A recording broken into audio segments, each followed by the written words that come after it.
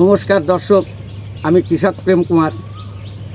আমি আজকে আপনার দেখাচ্ছি আমার কচুর লতির ভুল। দর্শক আপনারা দেখেন এবং কিছু জিনিস ফলো করবেন যাতে আপনাদেরও আমার মতো এরকম হয়। আমি আশা রাখি যারা না জানেন, যাদের লতি লম্বা হচ্ছে না আমার এরকম, অবশ্যই আপনারা আমার সাথে যোগাযোগ করবেন, তাহলে আপনাদেরও ঠিক আমার মতো হবে।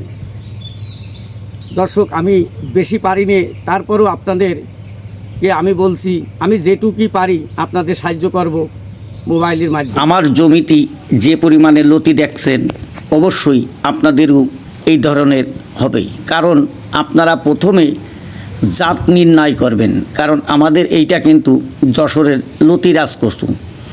আর আমার কথা হচ্ছে আপনারা অনেক জায়গাতে চারা নিচ্ছেন, তাতে কিন্তু ঠিক মতো লতি হচ্ছে না। আপনারা যার কাছ থেকে চারা নেবেন বুঝে শুনে ভালো জাতের চারাটা নেওয়ার জন্য আপনারা চেষ্টা করবেন। আমি কৃষক প্রেম কুমার আপনাদের বলছি, আপনার যেখান থেকে পছন্দ আপনি চারা নেবেন, যদি মনে করেন আমার কাছ থেকে নেবেন অবশ্যই এই জাতের চারা পাবেন। আর চারাটা ভালো না হলেই কিন্তু আপনাদের ভালো হবে না ফসল, তাই সবসময় মনে রাখবেন দর্শক। অবশ্যই আপনারা দেখছেন যে আমার জমিতে কিভাবে লতি ফুটেছে। আসলে এর কিছু তথ্য এবং কিছু ফর্মুলা প্র্যাকটিক্যাল আছে, যদি আপনারা শুনে কাজ করেন তাহলে আপনাদেরও কিন্তু আমার মতো এই ধরনের ফলন হবে। আর যারা আমাদের চ্যানেলে নতুন আসছেন তারা অবশ্যই যদি মনে করেন আমার কথা শুনবেন, তাহলে আপনাদেরও কিন্তু এই কায়দা আছে। কিছু ওষুধ দিলেই হবে না, কিছু প্র্যাকটিক্যাল জিনিস আছে যা আজকে আমি আপনাদেরকে দেখাবো। দর্শক আপনারা দেখছেন, আমি আজ আপনাদের দেখাবো কিভাবে কাটলে লতি বেশি হয়। আপনারা দেখেন, আমার দিকে একটু খেয়াল রাখেন, তাহলে আপনারা জানতে পারবেন যে কোন ধরনের কাটলি লতি বেশি হয়। আপনারা হয়তো মনে করছেন যে কৃষক প্রেম কুমারের ভুঁইটি যদি এত লতি হয় তাহলে আমাদের ভুঁইটি কেন হবে না।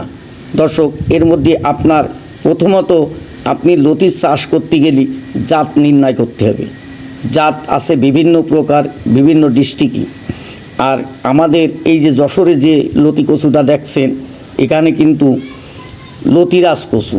তাই আমি বলবো আপনাদের, আপনি যে জায়গাতে চারাটা নেবেন অবশ্যই আপনি চারাটা দেখবেন কার কাছ থেকে নিচ্ছেন এবং সেই লোকটার সাথে ভালোভাবে কথা বলবেন। আপনারা কিন্তু আমার দিকে খেয়াল করেন, কেন আমাদের জমিতে এত পরিমাণে লতি হয়, তাই আমি দেখাচ্ছি কিভাবে কাটতে হবে এই লতিটা। এই যে আমাদের যে গাছটা, এই গাছটা ঠিক এইভাবে কাটবেন লতিটা।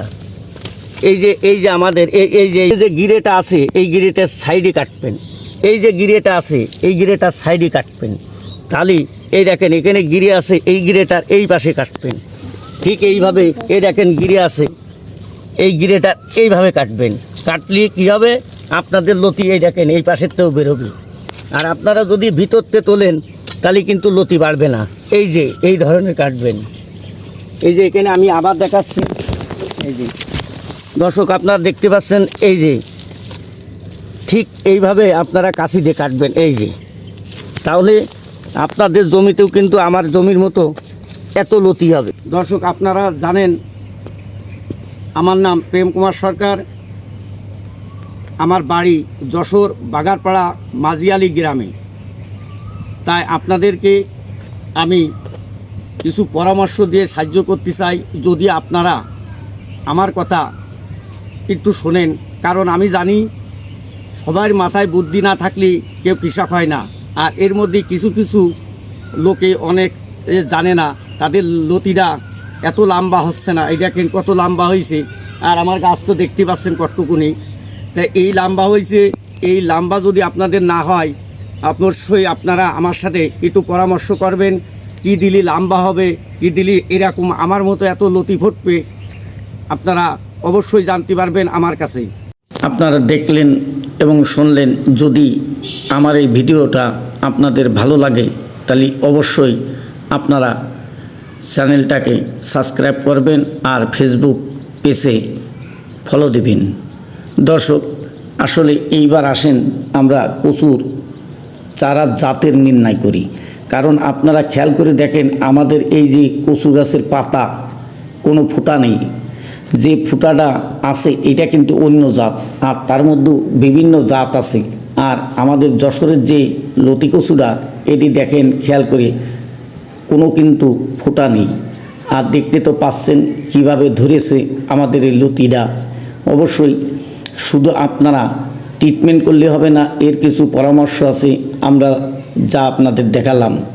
আর চারাটা যদি আপনারা নিতে চান অবশ্যই আমাদের জানাবেন, এই জাতের চারা এবং পরামর্শ অবশ্যই আমাদের কাছ থেকে পাবেন। আর বিভিন্ন ডিস্ট্রিক্টে বিভিন্ন লোকের আমার কাছে কল দিয়ে বলছে, দাদা আমার কিন্তু লতি গাছ হয়েছে কিন্তু লতি হয় না। কারণ আপনারা যাত্রার কাছ থেকে চারা নিচ্ছেন, আসলে তাদের মোবাইলটা কিন্তু বন্ধ থাকছে, যার কারণে আপনারা সময় মতো এবং ঠিক মতো ট্রিটমেন্ট পাচ্ছেন না। কারণ আমার কাছ থেকে যারা চারা নিয়েছে তারা অবশ্যই আমাদের সাথে যোগাযোগ করছে, আর এইভাবে তাদের ফলন আসছে বিভিন্ন ডিস্ট্রিক্টের লোকে। আপনারা পরস্পর দেখবেন, না হলেই আপনারা একটু শুনবেন আমার কাছ থেকে, আপনি কোন ডিস্ট্রিক্টের বলছেন, আমি সেই ডিস্ট্রিক্টের নম্বরটা অবশ্যই আপনার দেব, যে দেখেন তাদের কীরকম হচ্ছে। কারণ আমরা 2 নম্বর এর আগে করিনি, এখনও করব না। আর কৃষকের